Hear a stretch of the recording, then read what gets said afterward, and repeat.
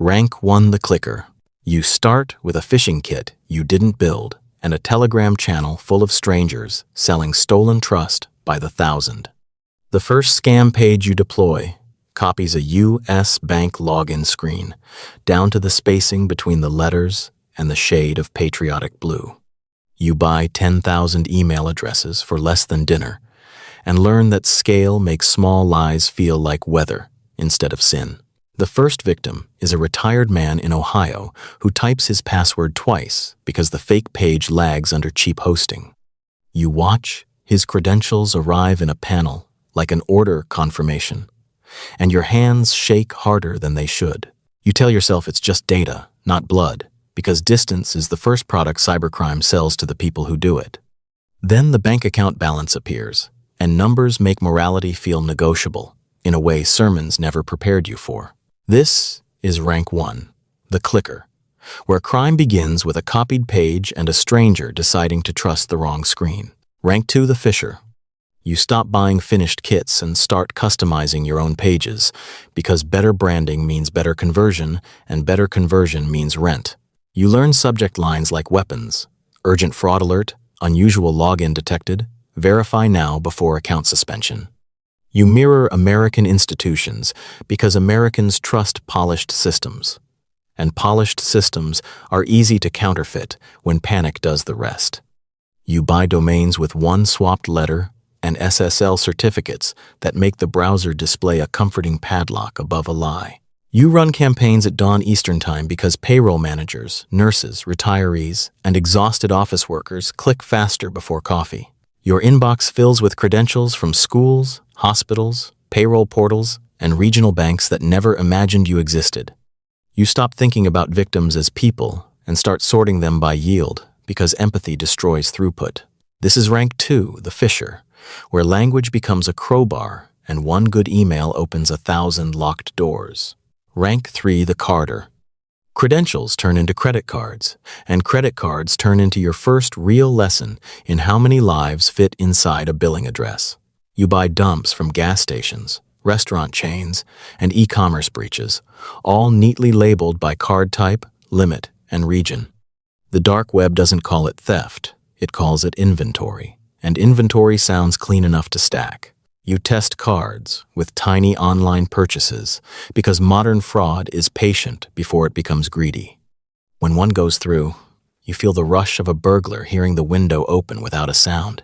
You learn BIN numbers, gift card routes, refund tricks, and the ugly little economics of reshipping stolen electronics out of U.S. suburbs. A family in Texas spends 2 weeks untangling charges you burn through in 12 minutes. This is rank 3, the carder, where a piece of plastic becomes a passport into other people's ordinary lives. Rank 4, the scammer. Now you want voices, not just forms, because direct contact pays better when you can weaponize shame in real time. You join a crew running tech support scams, tax scares, romance scripts, and fake recovery services for people already robbed once. The scripts are industrial. Pause here, escalate here, mention law enforcement here, transfer to supervisor here.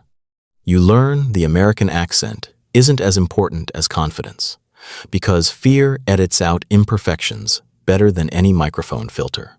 An elderly woman cries while reading the 6-digit code you asked her for, and you keep your tone calm because calm sounds official.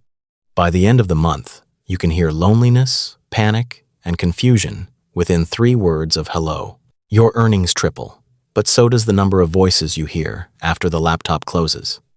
This is rank 4, the scammer, where manipulation stops being text on a screen and starts sounding like a human breath on the line.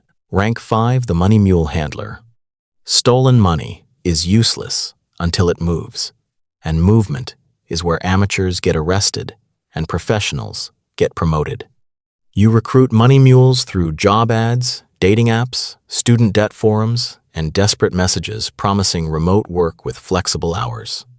You call them payment processors, account managers, logistics assistants, anything except what they are, disposable buffers between your theft and your freedom. Some know they're laundering, some know only enough to lie to themselves.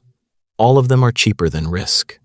You route payroll fraud through 3 states, 2 shells, one crypto ramp, and a teenager who thinks he's helping a startup. The money always looks dirtiest when it first lands, and cleanest right before it disappears.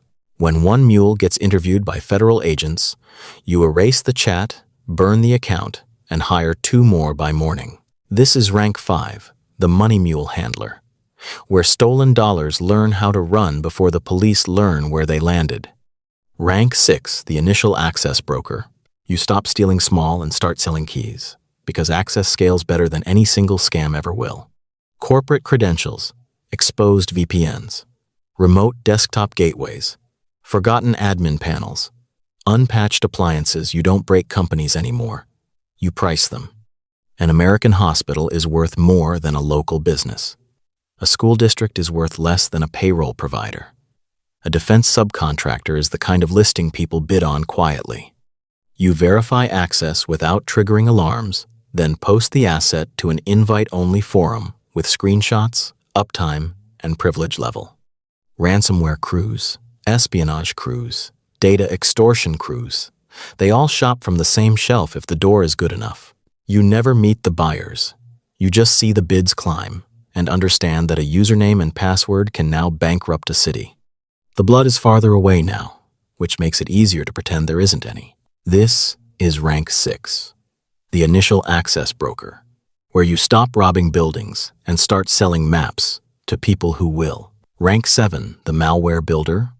Access is profit, but tools are power, and power belongs to the people who write what everyone else deploys. You move from kits to custom loaders, cryptors, credential stealers, and modular malware sold as monthly subscriptions with customer support. The code has dashboards, change logs, uptime guarantees, and bug fix windows, because cybercrime in America loves the same SaaS logic Silicon Valley does. You test obfuscation against antivirus engines the way legitimate companies test compatibility across browsers. Clients complain when builds get flagged. You patch faster than they can threaten refunds. A single improvement to persistence logic means your code survives one more reboot on 10,000 more machines. You don't need to scam victims anymore. Now you license the machinery that lets other people do it at scale. This is rank 7, the Malware Builder, where crime becomes software and software becomes a subscription business. Rank 8, the Botnet Operator. Once your tools spread, the infected machines stop feeling like victims and start feeling like territory. You manage a botnet the way a city utility manages a grid. Uptime, segmentation, load, fallback, resilience, replacement. Home routers, office desktops, school laptops, forgotten servers. America is full of idle computing power waiting to be conscripted. You rent chunks of the network for spam, credential stuffing, ad fraud, click fraud, proxy traffic, and denial of service attacks. The dashboard shows tens of thousands of online nodes blinking green like a private constellation. When a university loses access during exams or a hospital site collapses under attack traffic, you see service degradation, not panic. Territory changes you. Once you control enough devices, other criminals stop asking what you sell and start asking what you command. This is rank 8, the Botnet Operator, where one machine becomes 10,000 and 10,000 start to feel like an empire. Rank 9, the Ransomware Affiliate. The money gets serious when you stop skimming from consumers and start extorting institutions that cannot afford downtime. You join a ransomware program with branding, documentation, revenue splits, arbitration, and leak site policy like a franchise made of panic. Your job is initial intrusion, privilege escalation, data staging, and the final detonation timed for maximum operational pain.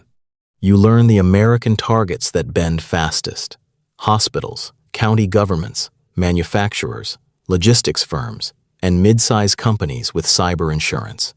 Backups are the enemy. Security teams are an obstacle. Lawyers are a countdown clock. Patients, workers, and residents are leverage by accident.